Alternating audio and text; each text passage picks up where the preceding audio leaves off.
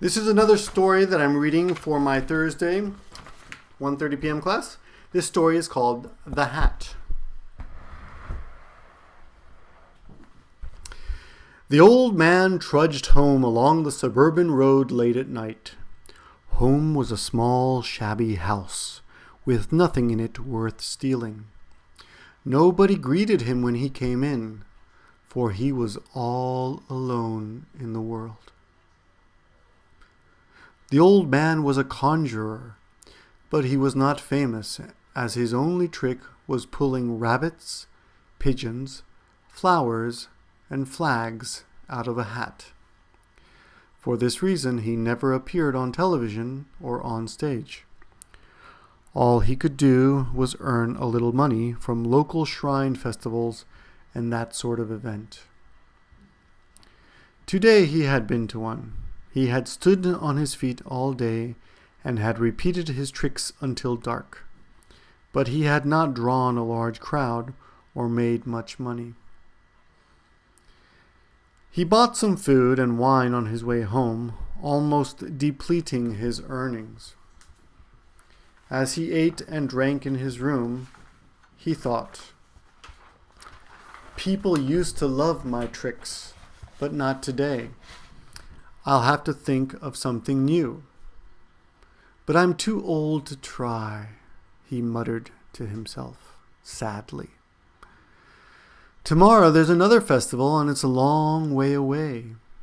I'll just go through my routine once more before I go to bed." He started to pull all sorts of objects out of his hat. He could not do anything else, but he was very good at this particular trick. Outside his window, two figures were watching him. Their conversation went something like this: "It's marvelous. Amazing." If they had been ordinary people, they would not have been so astonished, but they were from the planet Mira on a secret visit to Earth. They were just about to return home, having found nothing on Earth worth learning, when they happened to glance through the window. "The device can produce anything. I'd like to take it back to Mira." They entered the house. The old man was shocked to find himself confronted by two strangers in tight-fitting silver suits.